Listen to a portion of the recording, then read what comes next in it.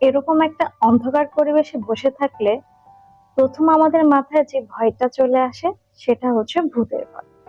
কিন্তু আমি কেন এরকম অন্ধকার জায়গায় বসে আছি? কারণ আমি মনে মনে ঘোস্ট খুঁজে বেড়াচ্ছি, যে ঘোস্ট আমাকে ইন্সপায়ার করবে, আমাকে আবার নতুন করে সুন্দর করে লাইফটা সাজাতে হেল্প করবে। কেন আমি এরকম কথা বলতেছি উদ্ভট? কারণ রিসেন্টলি আমি এমন একটা এনিমে দেখেছি যে এনিমেতে ঘোস্ট অ্যাঞ্জেল থেকেও সুন্দর and inspiring. Hello, this is Cynthia and welcome to my anime journey. Recently আমি একটা খুবই সুন্দর নাইস কাম একটা অ্যানিমে দেখি, সেটা হচ্ছে সামার ঘোস্ট। এরপর আমি ঘোস্টের প্রতি অবসেসড হয়ে যাই। এত হাসি খুশি অ্যানিমেটা, অনেক স্যাড, কিন্তু আমাদের জন্য অনেক ডিপ একটা মেসেজ ছেড়ে যায়। আমাদের লাইফে চলার পথে মেসেজটা খুব দরকার।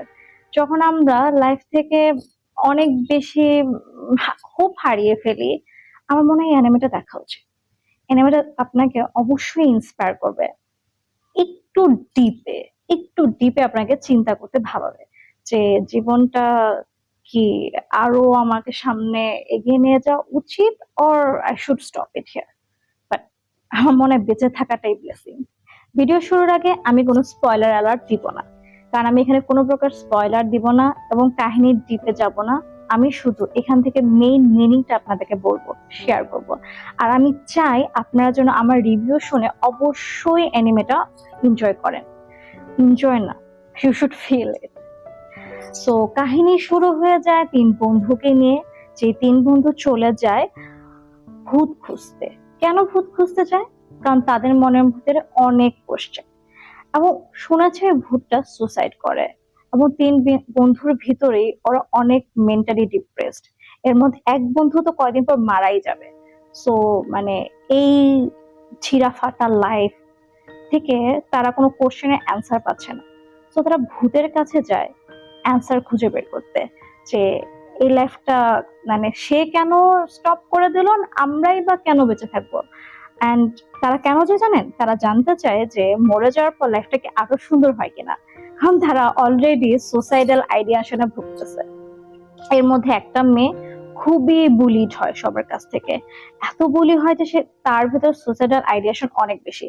I don't know, but anime গুলোতে বুলি অনেক বেশি দেখায় এবং ওখান থেকে ওভারকামও দেখায়, বাট আমাদের দেশেও হয়। আমি ছোটবেলায় পার্সোনালি অনেক বুলি হয়েছি and it's really really toxic. And আমি কখনো চাই না কোনো মানুষই বুলি ফেস করুক, এবং এখানেও কিন্তু একটা সুন্দর মেসেজ দেওয়া হয়েছে যে কিভাবে আপনি বুলি থেকেও বের হতে পারেন।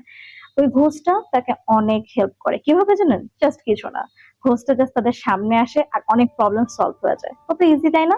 তাহলে মনে হচ্ছে আমরা ঘোষ খুঁজে বেড়াই, যে না, কিন্তু সে তাদের লাইফে নিজে চলার পথে অনেক সুন্দর করে যে আবার একটা নতুন হোপ দিয়ে যায়। That's the best thing. যখন তারা ঘোস্টের সাথে দেখা করে, তখন ঘোস্টের সৌন্দর্যেই তারা মুগ্ধ হয়ে যায় এবং ব্যবহার এত সুন্দর থাকে ঘোস্টের। তারা মনে করে কি, আহ মনে হয় মরার পর লাইফটা অনেক সুন্দর, তাই সে এত সুন্দর হয়ে আছে। কিন্তু ঘোস্টটা তাকে বোঝায় যে আসলে বেঁচে থাকাতেই নেই।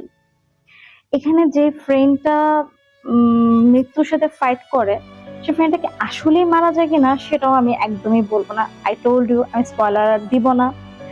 সো যে মেইন ফ্রেন্ড বা মেইন প্রোটাগনিস্ট, আমি তার নামটা মেনশন করে দেবো এখানে, আমি কারোর নাম উল্লেখ করতেছি না এখন।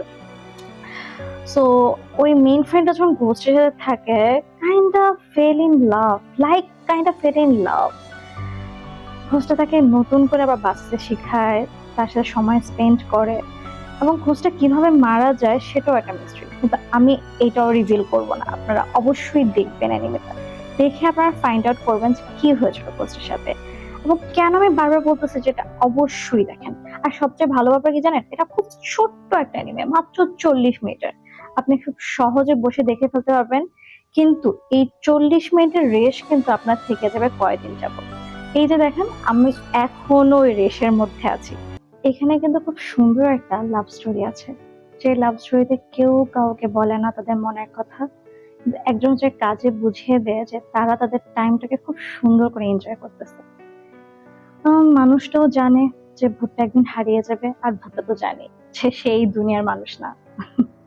কিন্তু এত সুন্দর করে রিপ্রেজেন্ট করা হয়েছে, আসলে আমাদের ইন্সপায়ার করে যে আরেকটু বেঁচে থাকি না, আরেকটু বেঁচে থাকি।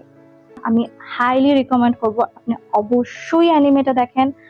একটু যদি মার দাঙ্গা বা থ্রিলার এসব থেকে একটু ভিন্ন টাইপের অ্যানিমে খুঁজতেছেন, তাহলে আমি বলবো এটা বেস্ট চয়েস আপনার জন্য।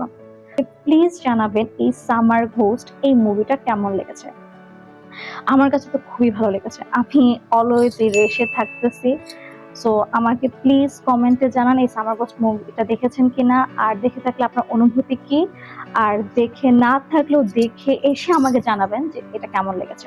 আমি হাইলি হাইলি রিকমেন্ড করবো সামার ঘোস্ট মুভিটা দেখতে। So keep watching.